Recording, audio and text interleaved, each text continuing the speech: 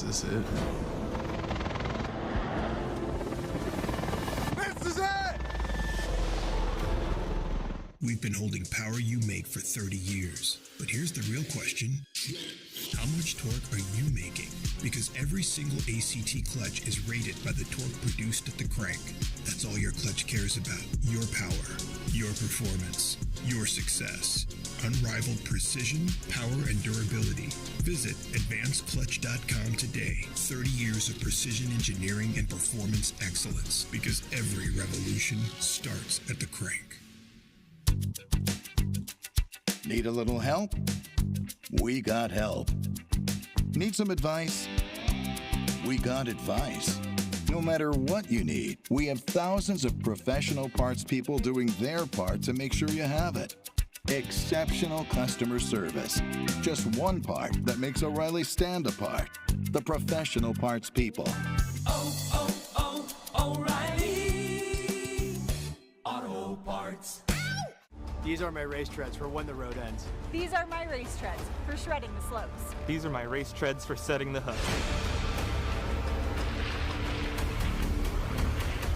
Racetreads.com. Tires for every adventure.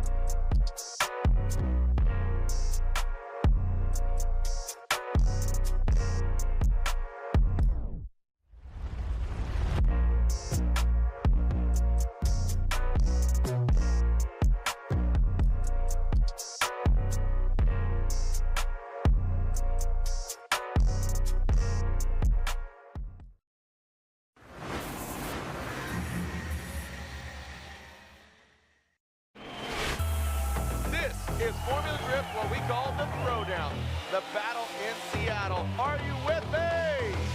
1, 2, 3! The big bank is gnarly. You're doing 80 miles an hour the whole way around, and then finishing it off right next to that last wall, I feel like it's iconic, and the fans get to stand right there and get blasted with tire smoke. Unleash the Kraken. Simon Olsen in tow. Look at him. Again, good execution, good proximity. What an amazing initiation! Oh, shocker, look at that! Turk advances to the finals. LZ and Manoa, the crowd erupts here in Seattle.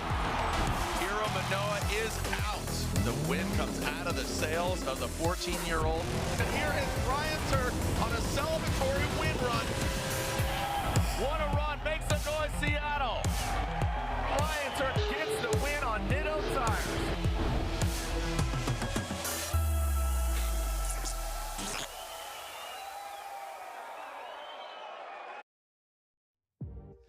What is going on, Seattle and everybody watching at home? We are here, ready to go. Evergreen Speedway, round 6, the Throwdown, Seattle watching. I mean, a little outside of Seattle, but I mean, who's counting the miles?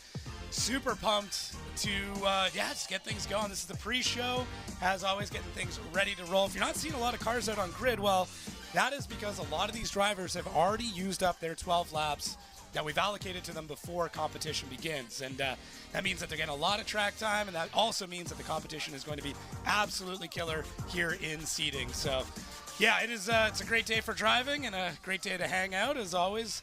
My name is Jacob Gettins, and we've got a special guest here, Mr. Dan Mackey. Dan, how's it going? Yeah, look, it's great to be here. I've travelled over from Australia to come and have a look at FD and just see what it's all about and learn about it. It's been awesome watching some of the guys out there so far today.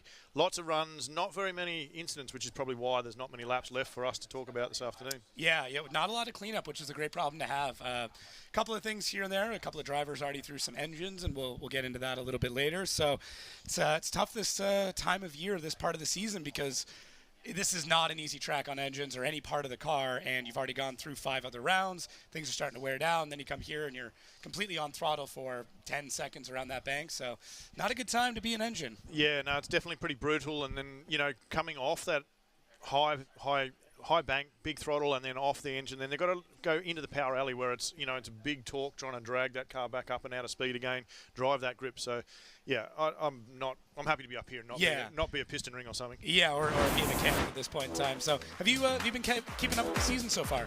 Sort of been watching along where I can. Obviously, for us, you know, often the shows are on when we're trying to sleep. So, yeah, you know, particularly the tight end of the battle. But I follow along and keep an idea of, you know, what's going on. Yeah, it's been a wild season. I mean, it's been kind of Osmo Dean throughout the majority of it, and not to any surprise, you know, the points race is pretty tight coming into this round. Well, it's locked up, isn't it? They're even. It's head-to-head, man. And that's really, that makes for such an exciting time because now you have that even playing field coming into this round, but it also means the stakes seem to be a lot higher. It's kind of like that reset, you know, when you start a season out, you've got 7 rounds to get through or 8 rounds to get through to get to that final round and see who's going to be on the top. But now we're round 6. Yeah. Points are even, so it's effectively 0-0. Start again, let's go, you know? Yeah. From your perspective, coming obviously from Australia, what does FD look like over there? You know, if you follow a lot of drifting, you might watch driving in Australia, which is wild. I mean, a bunch of different cars, a lot of different engine platforms. But from your perspective, looking back this way, how are things shaping up? Yeah, look, I mean, FD's always been the pinnacle ever since I've been, you know, growing up and watching and competing myself back in Australia.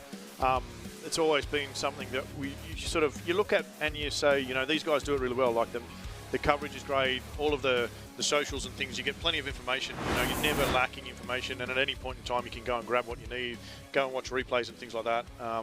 So there's, yeah, FD, it's to us, it's up there as the biggest or the equal biggest show out there, and so you know, we all love it. Everyone in Aussie is always wanting to come over here and be part of it and see it and get immersed into it. So I've just been really lucky this weekend that you guys have embraced me and brought me in. I mean, we got really, really close with Luke Fink. I mean, obviously not a great scenario for him, not able to pull it together in the last minute, but I was definitely rooting for him to make the jump overseas. Yeah, well, I mean, Luke's he's a great competitor, a fierce competitor. I think he's one of those guys that definitely be able to mix it up with the guys here and you know, put Australia a bit more on the map, because obviously the whole world sort of looks towards here and in Europe to see what's doing, and that's the benchmark, and everyone wants to come and test themselves against the benchmark. You know, Darren Kelly from New Zealand across the ditch, he came and had a crack last year and found that it's different. It's also, I guess, having judged and been part of the drifting for 25 years or so now, when you put a driver, doesn't matter what their level, into a new series, it takes them a little bit of time to adapt to the judging, the criteria, the way it all works. Yeah, it's definitely different. Taking a look at seeding, which is coming up right after this show. Obviously, there's a couple of cool battles in here that stand out to me. Even the Austin Mata, Jonathan Hurst won. Simon Olsen, Ken Gucci right off the bat. Anything standing out to you? Anything you're excited for? You've been up here in the booth with us, taking in everything from the Eagle's eyes. So, what are you seeing? Look, I mean, watching the drivers and seeing how they're laying down, it's all pretty close. You know, there's not a lot of separation for the guys. So, yeah. You've pointed out a couple there that sort of, you know, tick the boxes. It's going to be interesting to see some of these guys that we haven't seen so much of. I guess seeding for us is not something we watch so much in Australia. Right. I guess more so because, you know, the time of day that we've got to get up to watch those sorts of things, or when it falls, you know. So, or I don't. I know there's a lot of guys at home that certainly watch every minute they can. So that's good to hear. Appreciate that. Yeah, we've got Derek Madison, Matt Field up on this run. Matt Field making his way up into the top 5. Doing really well. Derek Madison finally, I mean, not catching a ton of luck. Had his truck engine have an issue on the way here, but this run so far. I think these guys actually had an incident earlier in the day where they were in reverse position. Yep. And I think it was a clutch or something let go, and Matt went straight to the back of him and ripped the whole front end off that car. Yeah, I mean, looking a little better now. Derek Madison has a fender that's trying to take flight in the rear. So far, so good. Matt Field out front. I mean, it's that jump at the end. I mean, they don't get any extra points for it, but I'm always stoked to see it. Yeah, there's something about drifting in cars with all 4 wheels off the ground, and just, you know. I mean, every wheel that comes off the ground with the drift car, just it gets more exciting. We see a lot of 3-wheel motion with the RTRs and a few different vehicles using that weight jacking to pick a wheel up. Every once in a while, we see 2 wheels off the ground, and if we get really lucky, somebody, you know, takes a bit of a detour, and then we get all 4. Yeah. But getting to spectate this track in particular, massive bank, huge huge speeds coming off of it. Is this something that you're seeing in Australia, or is this completely different to what you guys run track-wise? Look, we don't really have many banks in Australia. You know, I guess we don't have a lot of the oval racing, so banks and things like that are rare for us to have that sort of stuff. We've got a couple of big sort of constant radius corners where we can get up on walls and things. Calder Park down in Melbourne is one of those opportunities. They've also got the bank, interestingly, that we can run, but it's a really aggressive bank, so you just never get up there. And it was interesting talking to a couple of the drivers just before, and some of the spotters that were telling me about how when you're running on the bank, there's a real grip line that the drivers sort of want to get above so they can get better control on their car. So getting up onto the bank in the corner early is really important on this track. Yeah, and finding that groove or that rut or where the grip is and where the grip isn't is absolutely key, because coming down off it, incredibly difficult to get back up. Take a look at our top 5 here. Pretty tight on the points race. Even Adam LZ, if James D and Frederick Osbo don't have an amazing event, could jump up there pretty quick. And then Hody Bakshi 6th. Castro doing an amazing job up in 7th. I mean, didn't have an amazing event last round, but doing quite well. And then Jack Shanahan jumping up those points really quick. And then Hughes and Forsberg after that. So our top 10 locked in pretty tight there. So we get, there's perfect view spot there. I know, best seat in the house, you know. Yeah. Absolutely. Would this be considered a small bird in Australia? I mean, it's pretty big here, but. No, it'd be medium to yeah. medium to big bird. All right. I mean, we've got eagles and things like that back home as well. Hey man, I'm not. Jared's still up here. He's just hanging out, but yeah. Still up here. I've been up here for 20 years.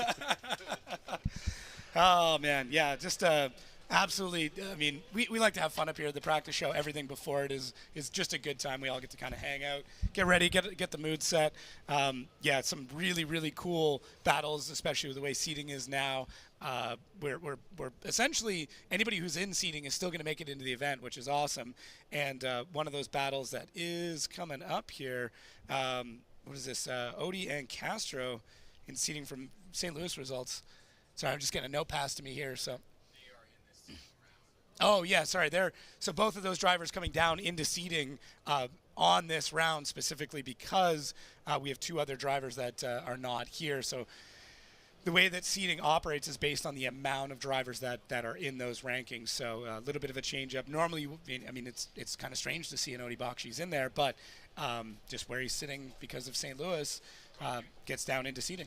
So that's one of the things that we've found a little bit difficult to grasp in Australia is exactly how the seeding works and things like that. So maybe you can sort of run me through it a bit.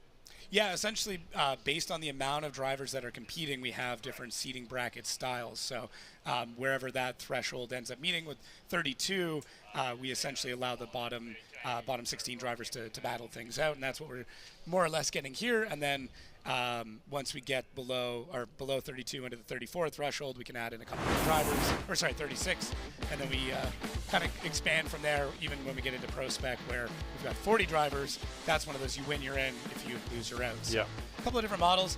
Long Beach 2, bit of an animation here. I actually saw a couple of new renderings going on with this.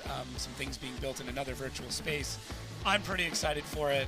Kind of an all outside zone track is, to me, a really cool way to design something. It's also kind of more tipped towards that modern style of drifting, you know, like the big horsepower cars, the cars that like lots of grip and things like that. So you're going to expect, I think, a lot of full throttle at this venue. There's going to be a lot of door-on-door action, and that opportunity is just, you know, to get down there close and personal is going to be amazing in that venue. Yeah, it's a really cool layout, kind of running a little bit backwards to what we're originally set up for the original Long Beach. Tickets are on sale for that now if you are interested.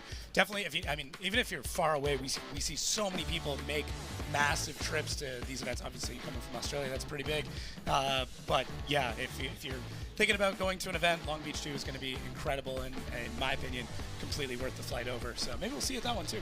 See how we go. We're hoping to try and get something going at the Gold Coast Supercars event back home in Aussie, and that's literally the weekend after. Okay. So be tight. It'll be tight. Yeah. But you never know. I've got to get it approved by the wife as well. That's a tough one. Yeah. She's really good. She's always supported me, always looked after me, let me do amazing things around the world. So nice. I'm really lucky in that point. But when I said I was coming over to America, she's like, well, me too. And hand was definitely up to come. Yeah. But it's filled with motorsports, so it wasn't a trip for her, but she's definitely going to come to the next one. Perfect. Can you give me a bit of a breakdown what it is, like your involvement in drifting, what you're kind of up to in this world? Yeah, so I guess my history's been, I was competing back in the early 2000s and things like that in the National Series, which was Drift Australia back at home.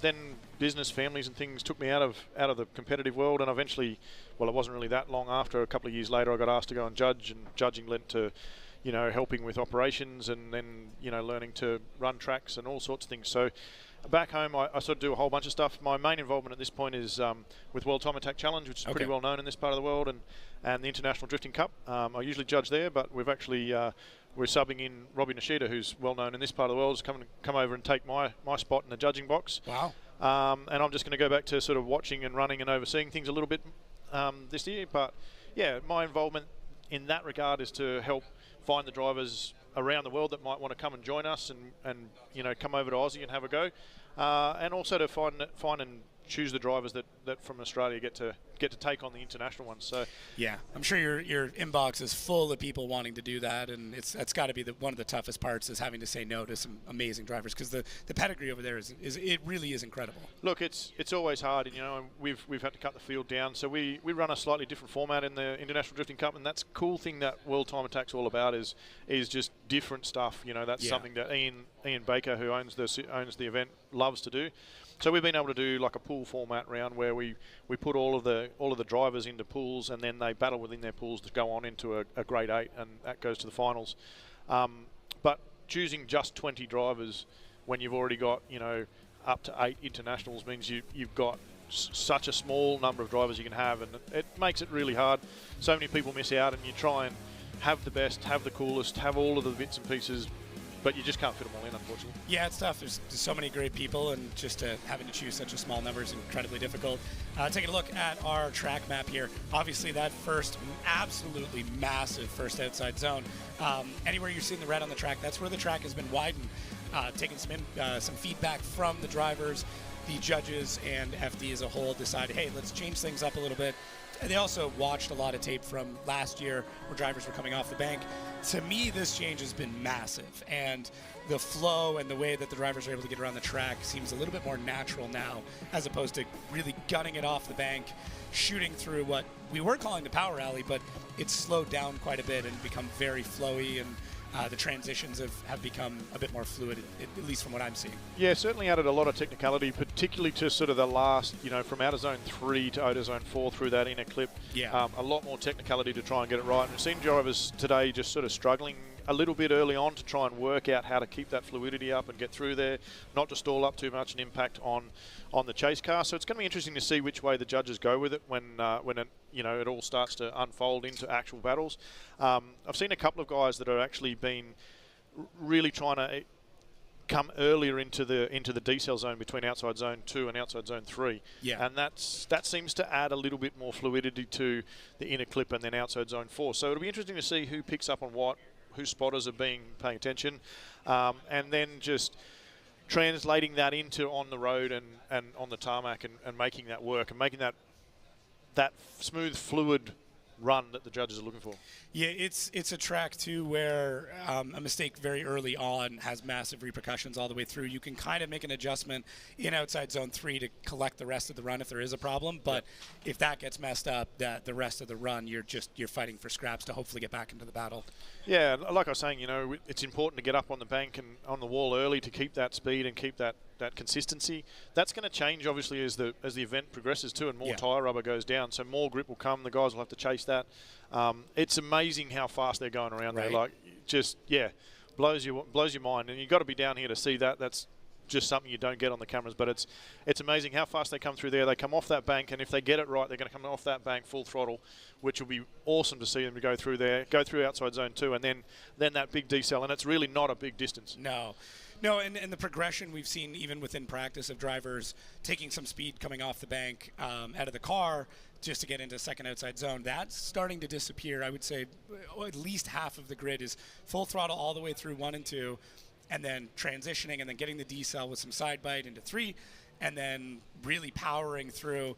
And there is a very, very small change of momentum between the inside clip and our last outside zone, but it's getting reduced, it's getting smaller, and the amount of speed reduction that's there has been greatly reduced with every run. Yeah, absolutely. And one thing I've seen has really been vital is to make sure that for the guys that they get that trailing wheel to come through that in a clip box. Yeah. If they're too shallow, then they definitely stall up. If Yeah. they get it through that box, or just almost so that they're almost too wide to go through that box, then it definitely makes the transition and them being smooth through that final zone. Yeah, it's. I mean, the changes have been great. I really like the way that you describe kind of how you have to set things up even before, because it's incredibly difficult to hit all these zones if at any point in time you exit the zone previous, either early or late. So it's. These guys make it look easy, though. I know. And that's the hardest part, is when we have to critique them either as a judge or doing commentary, is, not the chances of everybody getting a perfect run pretty much zero. So there's something that you've got to describe to kind of help with an improvement. But they make it look so effortless that it feels like a shame to even tell them, hey, you need to make an improvement here. Yeah, exactly. It's always a challenge, but the guys are striving. It's been interesting to see even.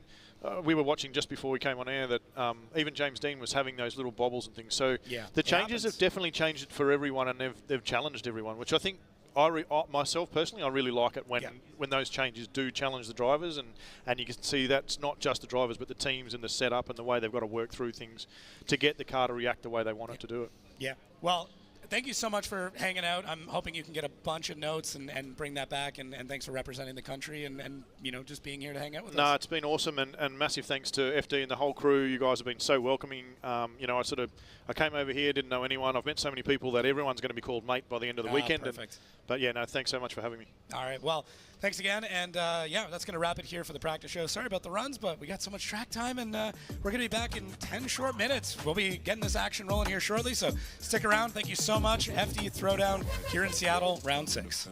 With